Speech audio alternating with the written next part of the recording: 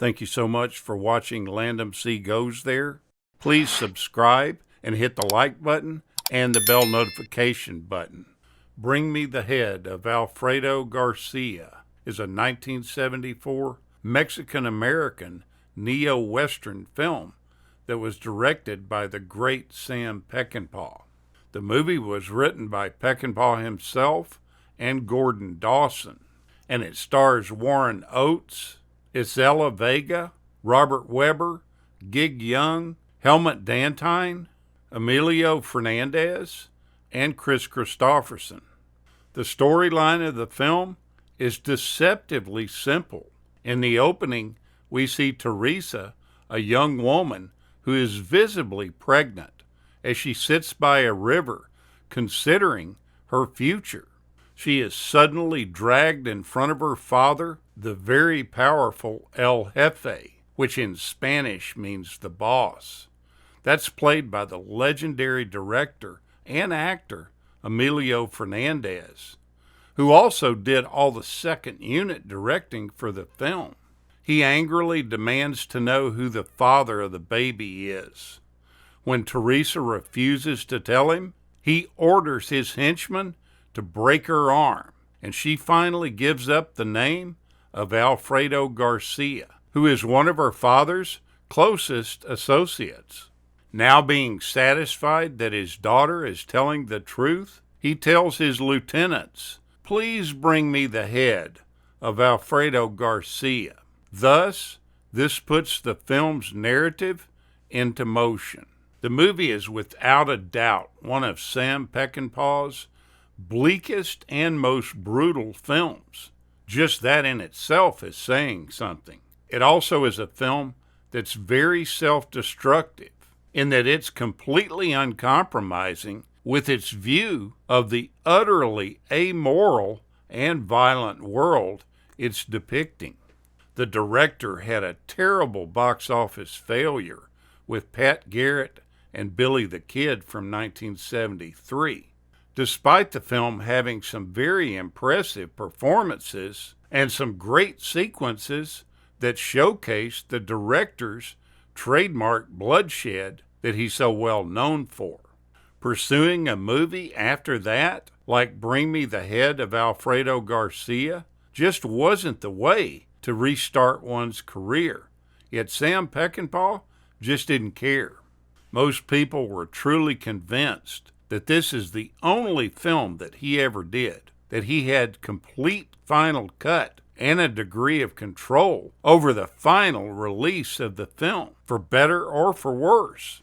This is something that he had been chasing his entire career, and it had eluded him up until this point. Even his most famous film, The Wild Bunch, from 1969, suffered extensive cuts and re-edits before it was released to the general public. The studios did everything they could to rein in Peckinpah, and he didn't appreciate that at all.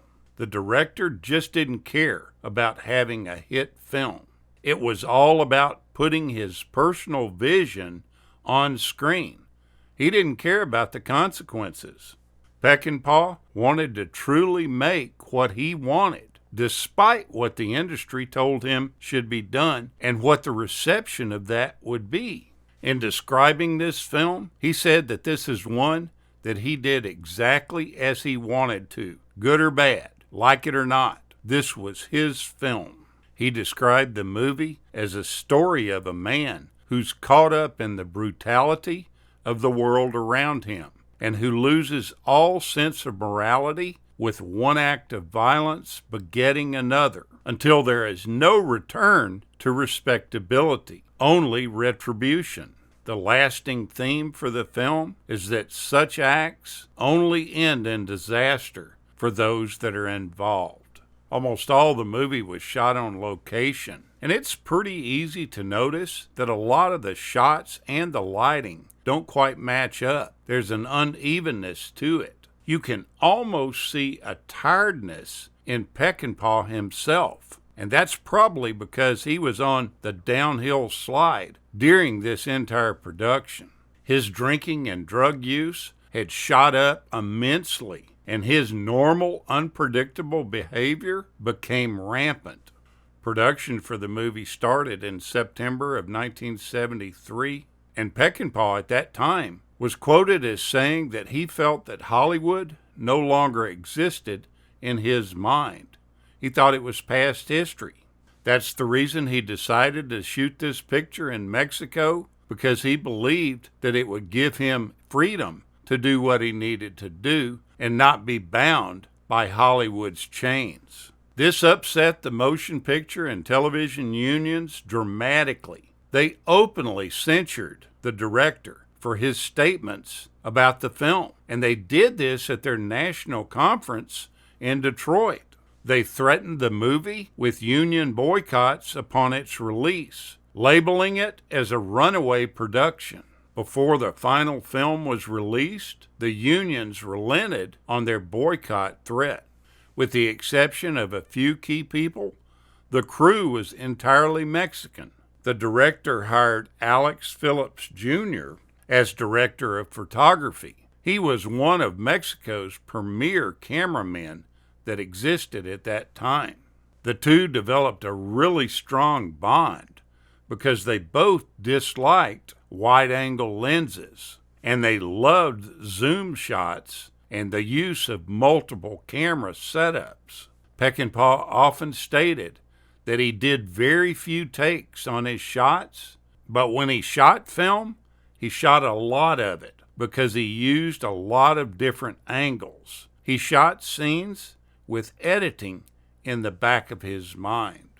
While they scouted locations in Mexico, Peckinpah had a real gut instinct of what he wanted and desired to portray in the film. He wanted a gritty, realistic vision that he had of Mexico.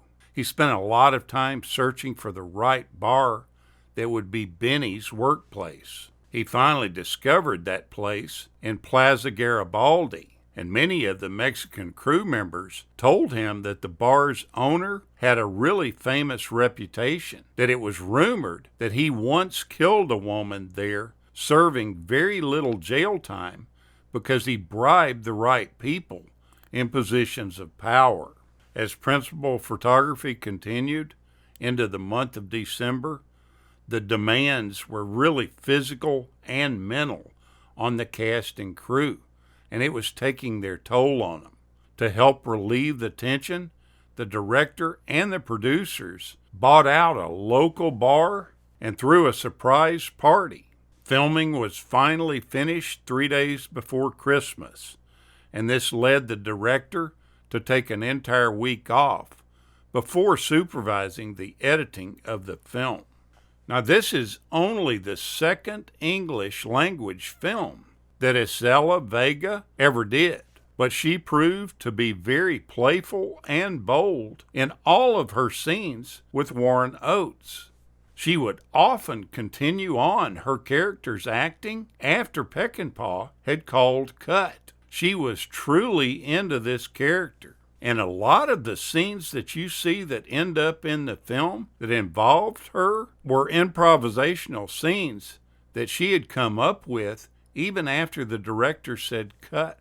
Now, on the day that they were filming the shoot where Chris Christopherson attacks her, that day when she arrived on the set, she gathered all the cast and crew together and took her shirt off right in front of them. She purposely showed her breast to everyone in the crew. As she bounced them around in front of everybody's eyes, she told them, "Here they are. Take a good long look at them. Stare as long as you want, because I don't want to have to worry about all of you staring at me while I'm working today." The screenwriter Gordon Dawson stated that she was a woman that had balls of a lion. She shocked everybody with this action that day. Take a look at Sam Peckinpah's prized film. You might enjoy it. If you're a Sam Peckinpah fan, I think you will. Thank you so much for watching, and we'll continue to chase the classics.